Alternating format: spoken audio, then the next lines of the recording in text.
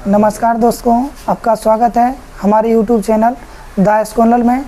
इस चैनल के माध्यम से मैं आपको बिहार बोर्ड के क्लास 6 से 10th संबंधित सभी विषयों की जानकारी आपको दी जाएगी। तो आइए सबसे पहले आज हम बात करते हैं क्लास 10th के मैथ के सबसे पहला चैप्टर वास्तविक संख्या की। वास्तविक संख्या, ठीक है। वास्तविक संख्या को पढ़ने से पहले सबसे पहले हमें संख्या के बारे में जानकारी प्राप्त करना होगा। संख्या अर्थात वैसा अंकगणितीय मान जिसकी सहायता से मापन एवं गणना किया जाता है।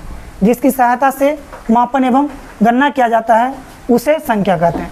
अर्थात गणित में हम किसी भी चीज़ को जिस प्रतीक या चिन्ह के द्वारा हम गिनने या मापने का कार्य करते हैं उसे संख्या कहते हैं। इसे प्रतीक एवं शब्दों में व्यक्त किया जाता है। जैसे आप देख सकते हैं, ये जो है प्रतीक में लिखा हुआ, अर्थात ये 1 2 3 4 ये प्रतीक यानी चिन्हों में लिखा हुआ है, जबकि इसे हम शब्दों में भी लिख सकते हैं। 1 2 3 4 इस तरह से इसे हम शब्दों में भी डिनोट कर सकते हैं। तो आप समझ गए होंगे संख्या में भी जितने भी ये संख्या जो है मूल रूप से 1 से स्टार्ट होती है और इसे हम इन्फिनिटिव यानी जहाँ तक मेरी इच्छा हो वहाँ तक हम जा सकते हैं। संख्या को हम निगेटिव एवं पॉजिटिव पॉइंट में भी ले सकते हैं, अर्थात ऋणात्मक और धनात्मक रूप में भी ले सकते हैं। संख्या रूट के अंदर भी हो सकती है। यह संख्या जो है परिमेय संख्या अर्थात बट्टा में भी हो सकती है, यानी कि संख्या को हम अनेक रूपों में व्यक्त कर सकते हैं। उसके बाद अगर हम बात करते हैं तो संख्या के प्रकार में सबसे पहले हम बात कर लेते हैं प्राकृत संख्या यानी नेचुरल नंबर। प्राकृत संख्या यानी नेचुरल नंबर गिनती की संख्या को प्राकृत संख्या कहते हैं। जैसे 1 2 3 4 5 6 यानी कि 1 से लेके इन्फिनिटिव, अर्थात इसके बाद की जो भी संख्या होगी 1 2 3 4 सारी संख्याएं प्राकृत संख्या होगी। और सबसे छोटी प्राकृत संख्या 1 है। इसके बाद आगे हम बात करेंगे पूर्ण संख्या जिसे इंग्लिश में हम होल नंबर कहते हैं। होल नंबर शून्य सहित प्राकृत संख्या को पूर्ण संख्या कहते हैं। शून्य सहित प्राकृत संख्या को पूर्ण संख्या कहते हैं। एग्जाम्पल 0 1 2 3 4 5 अर्थात पूर्ण संख्या को हम 0 से शुरुआत करते हैं, यानी सबसे छोटी पूर्ण संख्या 0, सबसे छोटी प्राकृत संख्या 1, जबकि सबसे छोटी पूर्ण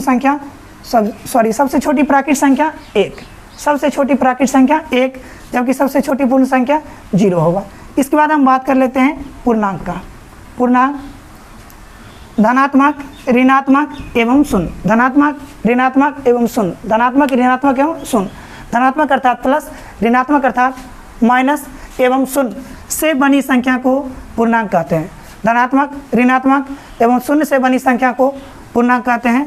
पूर्णांक में 0 से इधर जब हम बाईं तरफ बढ़ेंगे बाईं ओर, तो यह जो होगा ऋणात्मक संख्या होगा, अर्थात माइनस होगा।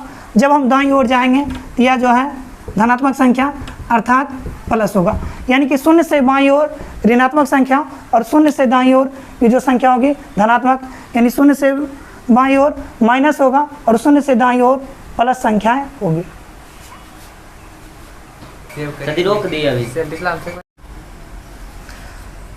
पूर्णांक के बाद हम लोग बात करते हैं अभाज्य संख्याओं के बारे में। अभाज्य संख्या जिसे हम प्राइम नंबर कहते हैं। जो संख्या सिर्फ एक या स्वयं से विभाजित हो उसे अभाज्य संख्या कहते हैं। जो संख्या एक या स्वयं से विभाज्य हो उसे अभाज्य संख्या कहते हैं, अर्थात प्राइम नंबर।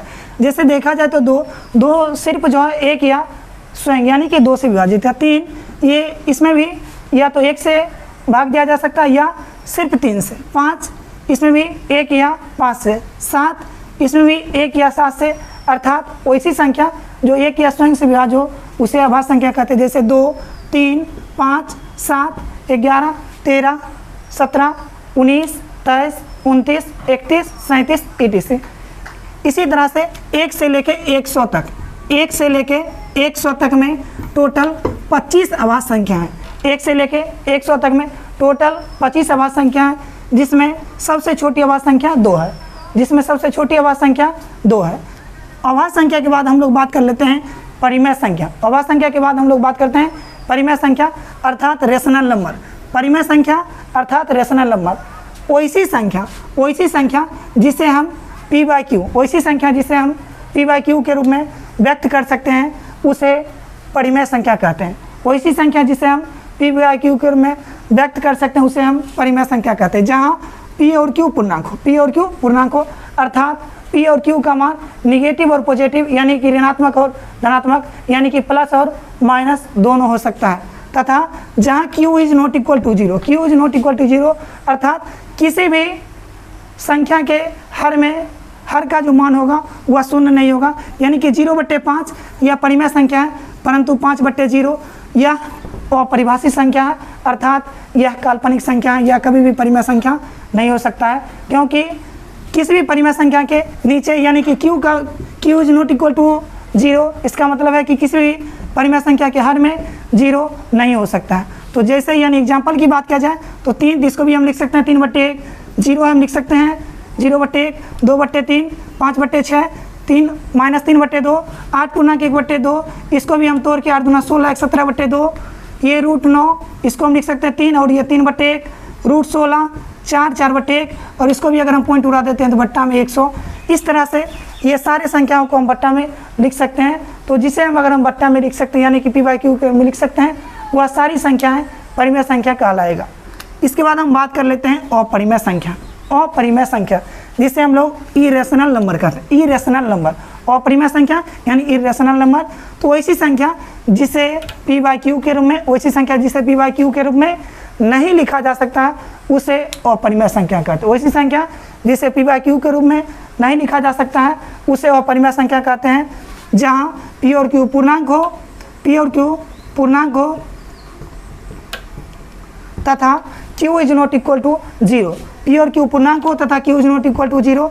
जैसे √3, √5, √11 अर्थात जिस संख्या का वर्गमूल अगर नहीं निकलेगा, जिस संख्या का पूरा वर्गमूल नहीं निकलेगा, वह संख्या जो होगा अपरिमेय संख्या होगा। जैसे देख लीजिए √5, इसका पूर्ण वर्ग संभव नहीं है, यानी कि पूरा वर्गमूल इसका संभव नहीं है, यह जो है अपरिमेय है। √6 संभव नहीं है, अपरिमेय। √7 पूरा वर्गमूल नहीं निकलेगा, अपरिमेय। √8 अपरिमेय, लेकिन √9 इसका वर्गमूल निकल जाएगा 3, तो यह परिमेय संख्या है। फिर √10 अपरिमेय, √11 अपरिमेय, इसी तरह से √12, √13, √14, √15 सारा जो है अपरिमेय है। और इसके बाद अगर हम बात कर लेते हैं √16, यह हो जाएगा परिमेय संख्या, क्योंकि √16 का वर्गमूल कितना आ जाएगा 4, √16 का वर्गमूल 4।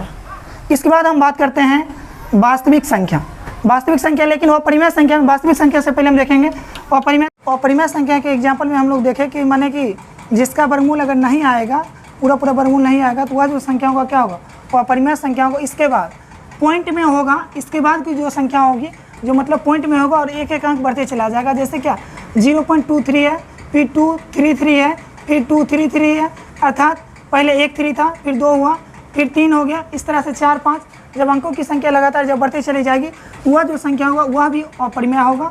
लेकिन जब पॉइंट में जब यही संख्या जब 0.233 सिर्फ इतना होगा और अंकों की संख्या नहीं बढ़ेगी लगातार, तो वह परिमेय हो जाएगा। यानी लगातार अगर अंकों की संख्या अगर बढ़ रही है तो अपरिमेय, अंकों की संख्या नहीं बढ़ रही है, पॉइंट में है, तब पर भी हुआ परिमेय होगा। उसके बाद पाई जो है एक ऐसी संख्या है, वह पाई जो एक ऐसी संख्या जो अपरिमेय संख्या है। पाई एक अपरिमेय संख्या है, परंतु पाई का जो मान है 22/7 वह अपरिमेय है।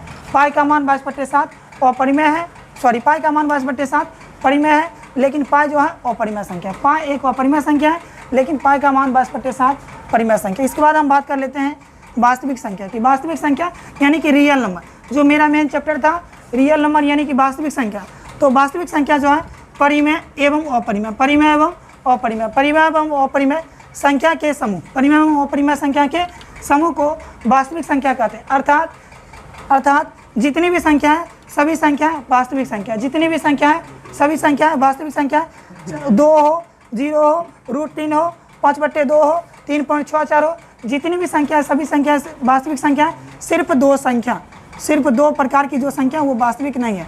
ये देखिए, जब रूट के अंदर जब माइनस हो यह वास्तविक नहीं है, रूट के अंदर जब माइनस हो यह वास्तविक नहीं है, यह जो है काल्पनिक संख्या। उसके बाद जब जो है 4/0 यानी कि किसी भी संख्या के नीचे में 0 हो, यह वास्तविक संख्या नहीं है। यानी कि जब किसी संख्या के नीचे में 0 यानी हर में जब 0 हो तो वह वास्तविक नहीं होगा, और रूट के अंदर जब हो वह माइनस में हो तो वह वास्तविक संख्या नहीं होगा।